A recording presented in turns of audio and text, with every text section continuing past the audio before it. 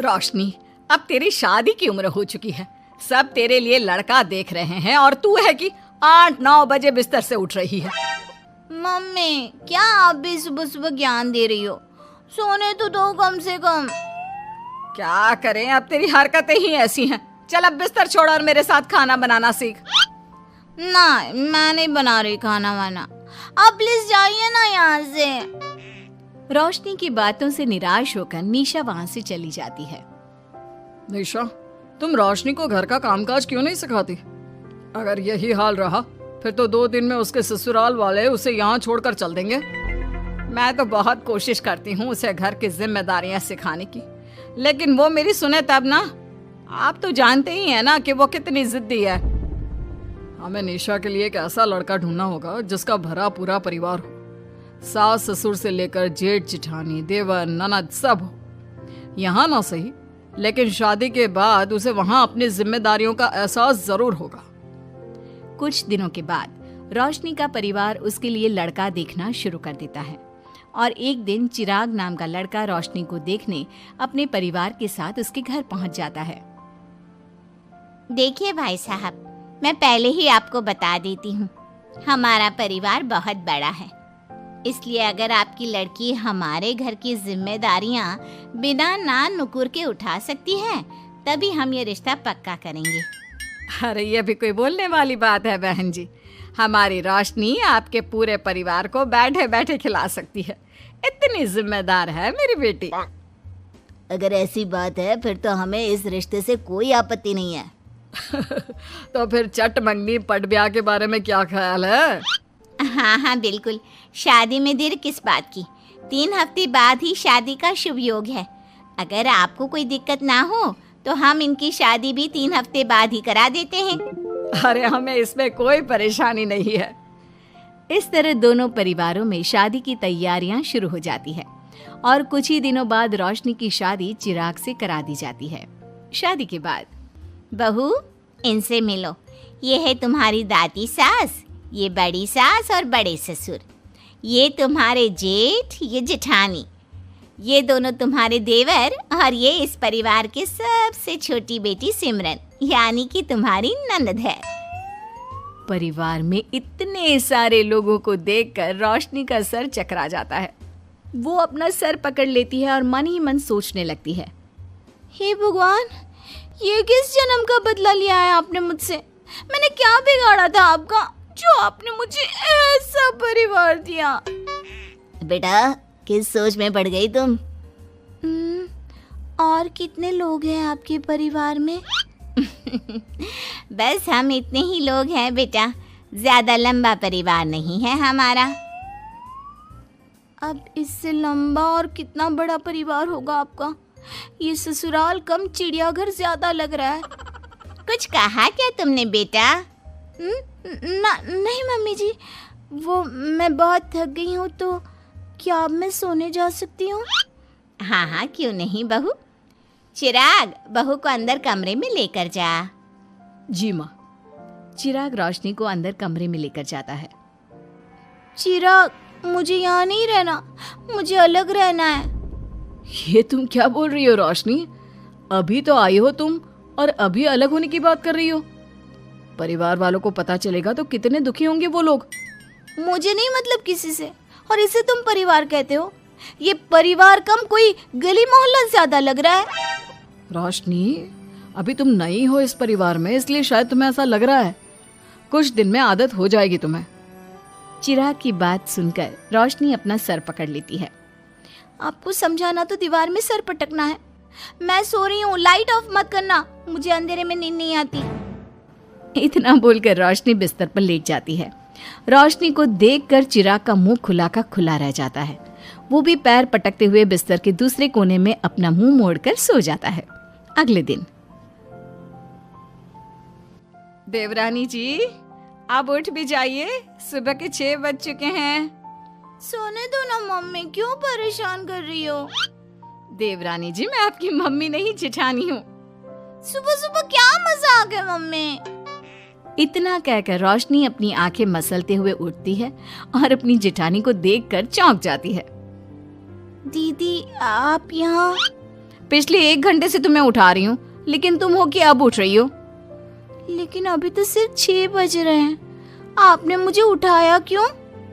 वो इसलिए क्योंकि आज तुम्हारे इस घर में पहली रसोई है, तो खाना आज तुम्हें ही बनाना होगा ना। क्या? मुझे पूरे मोहल्ले के लिए खाना बनाना पड़ेगा? नहीं रोशनी, तुम्हें पूरे मोहल्ले के लिए नहीं, सिर्फ परिवार के लोगों के लिए ही खाना बनाना है। आपका परिवार किसी मोहल्ले से कम है क्या? कुछ कहा क्या तुमने? हाँ नहीं दीदी, आप चलिए, मैं अभी फ्रेश होकर आती हूँ। आरती वहां से चली जाती है, जिसकी थोड़ी देर बाद रोशनी भी रसोई में जाकर मजबूरी में सबके लिए खाना बनाने लगती है। पूरे 2 घंटे मेहनत करने के बाद उसका खाना बनकर तैयार होता है। वाह बहू, खाना तो बड़ा स्वाद बना है। सच में बहू, तुमने भले ही बहुत देर लगाई खाना बनाने में, लेकिन खाना बहुत स्वादिष्ट बना है। आपके हाथों में तो जादू है देवरानी जी। मैं तो कहती हूँ अब से रोज आप ही खाना बनाया कीजिए, क्यों मम्मी जी? हाँ हाँ बेटा, बिल्कुल ठीक कहा तुमने। रोशनी, आज से रोज तुम ही खाना बनाना। ये सुनकर रोशनी चौंक जाती है। खाना खाने के बाद सभी लोग रोशनी को शगुन का नेक देते हैं और फिर अपने अपने रूम में चले जाते हैं। क्या यार रोशनी, इतना टेस्टी खाना बनाना जरूरी था क्या? अब फंस गई ना तू। ये सब माँ पापा की वजह से हो रहा है, उनके कारण मुझे ये सब झेलना पड़ रहा है। रोशनी गुस्से में अपने रूम में जाती है और अपनी माँ को फोन मिलाती है। मम्मी, मैं आपको कभी माफ नहीं करूंगी। आपने जानबूझकर मुझे इतने बड़े परिवार में भेजा है, जहाँ मुझे सांस लेने की भी फुर्सत नहीं है। हमने ये सब इसलिए किया ताकि तू अपनी जिम्मेदारियां निभाना सीखे। अब मायके की तरह ससुराल में भी अपनी जिम्मेदारियों से मुंह मत मोड़ लेना। मुझे नहीं रहना माँ यहाँ। इस घर में जितने लोग हैं उतने तो हमारे गली मोहल्ले में भी नहीं थे। माँ, मैं आपसे आपकी सारी बातें मानूंगी, पर प्लीज मुझे यहाँ से ले जाइए। बिल्कुल नहीं, अब से वही तेरा सब कुछ है। वहां से भागने के बजाय अपनी जिम्मेदारियां पूरी करना सीख, इससे हमें भी थोड़ी खुशी मिल जाएगी। माँ की बातों से निराश होकर रोशनी फोन काट देती है, जिसके बाद उसकी नजर नेक में मिले पैसों पर पड़ती है और वो फटाफट से बिस्तर पर बैठकर पैसे गिनना शुरू कर देती है। अरे वाह, ये तो पूरे 25,000 रुपए हैं। किसी ने भी 5100 से कम का नेक नहीं दिया। चलो अच्छा है, कुछ तो फायदा हुआ इतने बड़े परिवार में शादी करने का। अब इन सब पैसों से मैं अकेले शॉपिंग करूंगी, बहुत मजा आएगा। शॉपिंग के बारे में सोच सोच कर ही रोशनी अपने बिस्तर पर कूदने लगती है। उसे बिस्तर पर कूदता देख सभी लोग चौंक जाते हैं। भाभी, आप ऐसे क्यों उछल रही हो? छोटी बच्ची हो क्या? अपनी ननद की बात सुनकर रोशनी का मुंह खुला का खुला रह जाता है।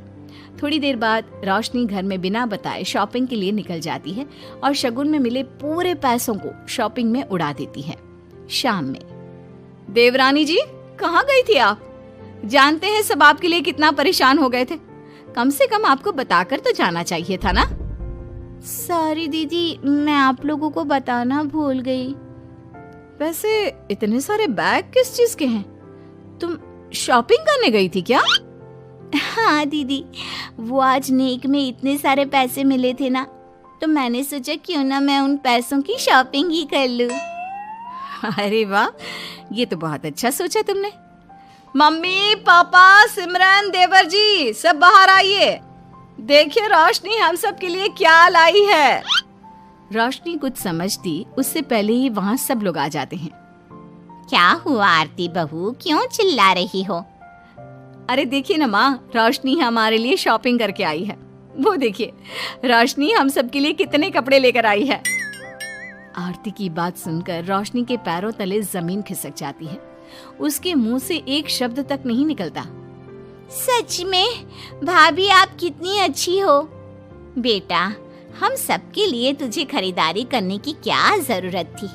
अभी तेरी नई नई शादी हुई है, तुझे अपने लिए लेना चाहिए था ना। एक काम कर, ये सारे कपड़े तू ही रख ले, किसी को कुछ देने की जरूरत नहीं है।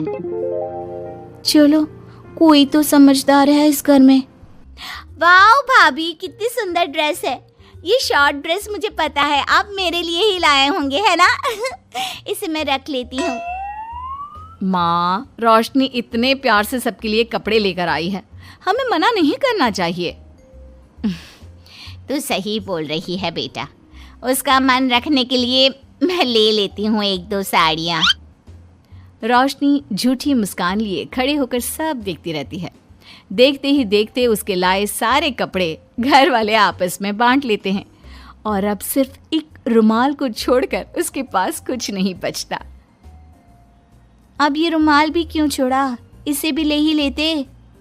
इतने में ही सिमरन रोशनी को आवाज देती है। भाभी, वो गलती से रुमाल रह गया है, क्या वो मुझे मिल सकता है? रोशनी